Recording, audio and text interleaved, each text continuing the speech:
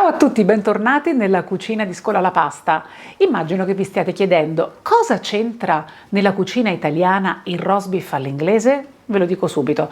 Negli ultimi 20 anni, 30 anni, il roast beef inglese è entrato prepotentemente nelle domeniche italiane a sostituire il normale arrosto, perché è molto leggero, è molto delicato, piace tantissimo ai bambini e allora non potevamo mancare. Quindi vorremmo raccontarvi la nostra esperienza di roast beef all'inglese, che consta di ben 3 segreti. Ve li svelerò tutti dopo la sigla. Io sono Francesca e sei su Scuola la Pasta.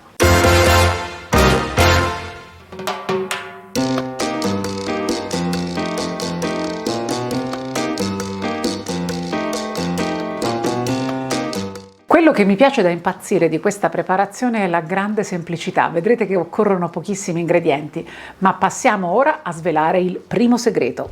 Il primo segreto è il taglio della carne. La carne dovrà essere un girello di vitello, ve lo giro anche, scusate il gioco di parole, ha questo diametro piccolino. Questo lo dico perché dovete diffidare sempre da quando i macellai vi vogliono per forza vendere il girello di vitellone quando non hanno il girello di vitello. Non è molto facile da trovare. Normalmente bisogna prenotarlo. Quando non c'è vogliono per forza vendervi il girello di vitellone e ti dicono anche che è buonissimo. Diffidate da questo, perché per avere un buon roast beef inglese occorre esattamente questo taglio. Quindi abbiamo svelato il primo segreto.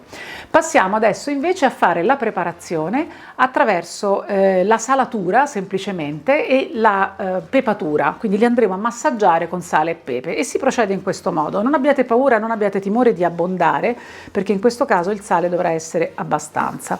Quindi lo massaggiamo, aggiungiamo anche del pepe, il cinino si fa un po' desiderare, ci vuole la forza di maciste. Adesso prendo l'altro magari. Allora, intanto lo massaggiamo così, lo giriamo e facciamo la stessa cosa. Vedete, qui me lo sono fatto un po' pulire, non troppo perché un po' di grasso ci deve anche stare per dare il giusto sapore.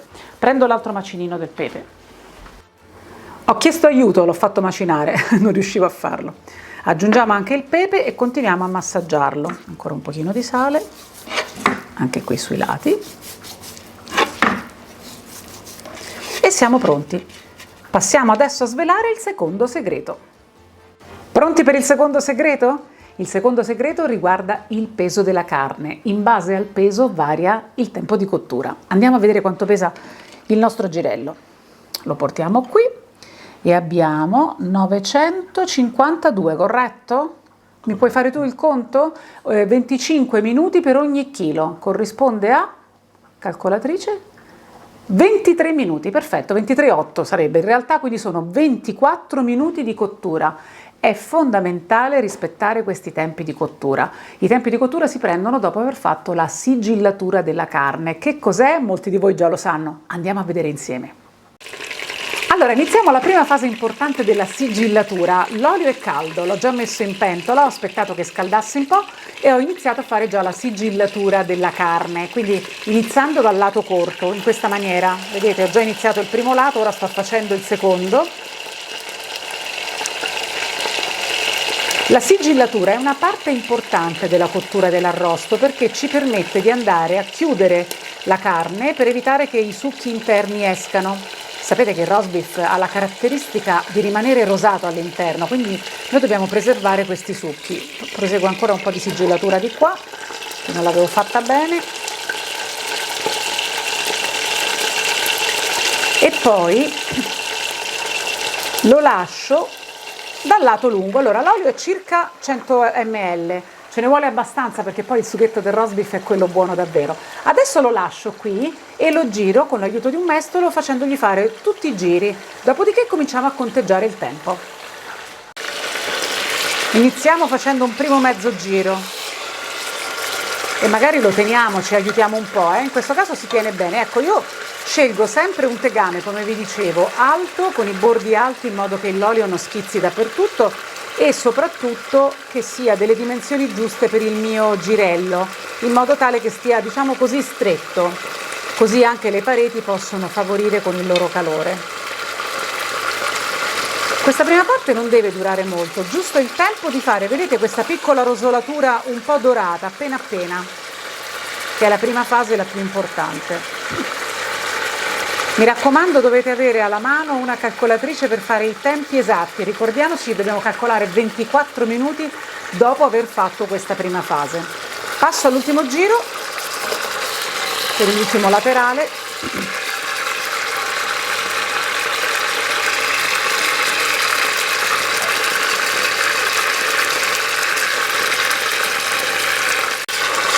Ancora non è venuta sigillata bene, quindi la rigiro di nuovo.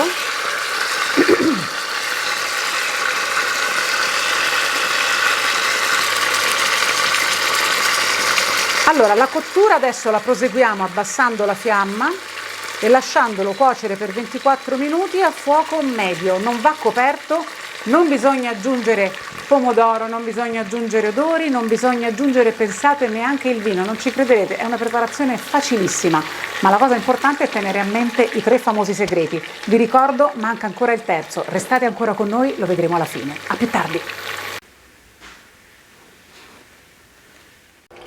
Sono trascorsi esattamente 24 minuti, il mio cronometro ha suonato, quindi io ho spento immediatamente il fuoco perché il nostro roast beef è pronto. E allora noi adesso siamo pronti per il terzo segreto. Se vi state guardando dietro c'è un sacco di roba perché sto cucinando dell'altro, ma poi lo vedrete nei nostri video sempre. Torniamo al nostro roast beef perché ora lo dobbiamo togliere dal fuoco, lo lasceremo però in questo tegame e passiamo a quello che io chiamo il terzo segreto, perché la cosa importante è che il roast beef sia cotto il giorno prima, come moltissime delle preparazioni, soprattutto quando c'è la carne di mezzo. Per esempio quando si fa il ragù o comunque quando si fanno tutti gli arrosti, fatti il giorno prima sono completamente un altro sapore. La stessa cosa vale anche per alcune minestre. Non dilunghiamoci troppo, andiamo a vedere il famoso terzo segreto. Prendo un piattino, lo rovescio della dimensione che volete, vorrei non scottarmi, e lo mettete sopra in questo modo. Dopodiché vale qualsiasi creatività, perché occorre mettere un peso che tenga e faccia, vedete che sto facendo questa pressione, questo peso deve tenere l'arrosto a raffreddarsi in questa posizione, deve essere schiacciato. Quindi nella creatività potete scegliere di mettere quello che volete. Per esempio io metterò delle bottiglie, che sono comunque un peso consistente, in un equilibrio da equilibristi, e lasciamo tutto così. Naturalmente lo copriremo con un panno e lasceremo tutta la notte e domani mattina ci rivedremo per il taglio del nostro roast beef. Buonanotte! Ed eccoci, dopo una notte di riposo del nostro roast beef, è il momento del taglio perché tra poco dovremo servirlo per il pranzo. Vi ricordate, lo abbiamo lasciato all'interno della pentola dove lo abbiamo cotto, schiacciato da un peso, in modo che tutta la notte si è raffreddato con questo peso, rilasciando tutti i succhi all'interno del sughetto che servirà per il condimento. Come abbiamo fatto per il girello? Facciamo un piccolo riepilogo. Abbiamo scelto un pezzo di girello di vitello, lo abbiamo salato e pepato, lo abbiamo pesato e abbiamo calcolato per la sua cottura 25 minuti per ogni chilo, quindi ci vuole una calcolatrice. Andiamo ora a tagliarlo. Togliamo il nostro piatto e come potete vedere l'arrosto è venuto proprio schiacciato, esattamente quello era il nostro obiettivo. Lo sgoccioliamo un po' e lo portiamo sul tagliere. In questa fase naturalmente occorrerebbe un'affettatrice, però ci vogliono proprio le affettatrici professionali, è un po' difficile, quelle che si usano in casa non sempre riescono a farlo, quindi dotatevi di un bel coltello, in questo caso io l'ho fatto ed è un coltello molto tagliente, e quindi procediamo al taglio dell'arrosto. Vedete? È proprio rosato, esattamente così che deve essere. Se è troppo rosso in generale non piace ai commensali, soprattutto anche ai bambini. Invece deve mantenere quella rosatura che fa capire che comunque l'interno è rimasto morbido, corposo, con la sua umidità. Ci vuole un pochino di pazienza per tagliare tutte le fette molto sottili.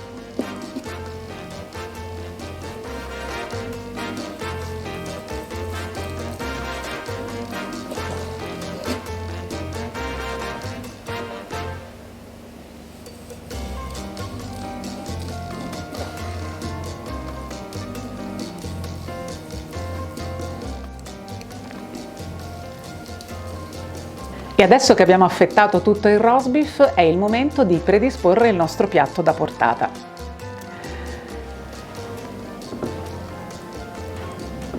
Vedete come sono belle rosate? È proprio così che dovrebbe essere tradizionalmente il roast beef. Però vi può anche capitare che ci siano dei commensali che non lo amino particolarmente.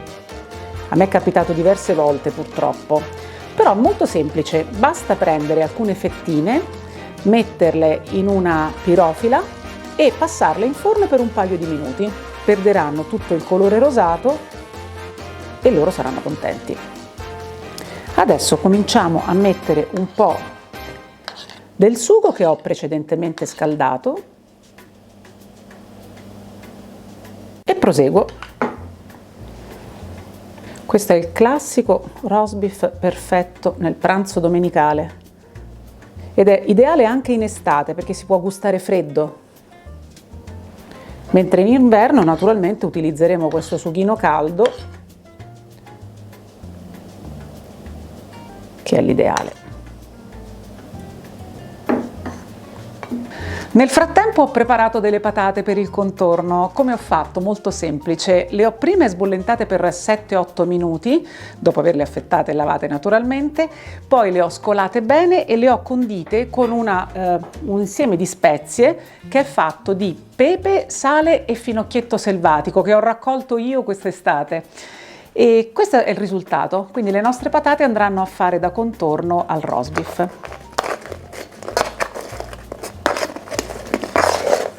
Faccio delicatamente per non rovinare la teglia e vado a predisporre il piatto e la decorazione di questo contorno.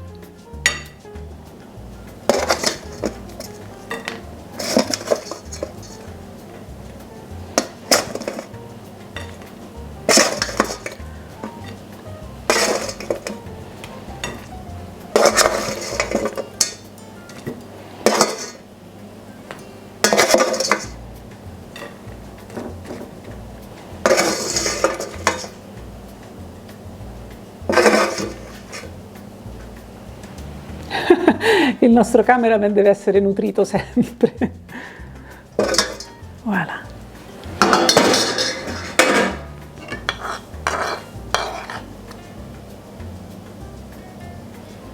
Pronti per andare in tavola. Che ne pensate di un piatto così per la vostra domenica? È bello, vero?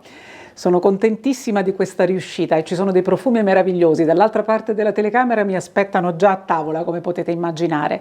Io spero proprio che vi piaccia. Fateci sapere se lo proverete, come sarà e se vi piacerà. Lasciateci un commento e naturalmente colgo l'occasione anche per ricordarvi che se non l'avete ancora fatto, approfittate per iscrivervi al nostro canale, ma anche per cliccare sulla campanella così non perderete nemmeno uno dei nostri video.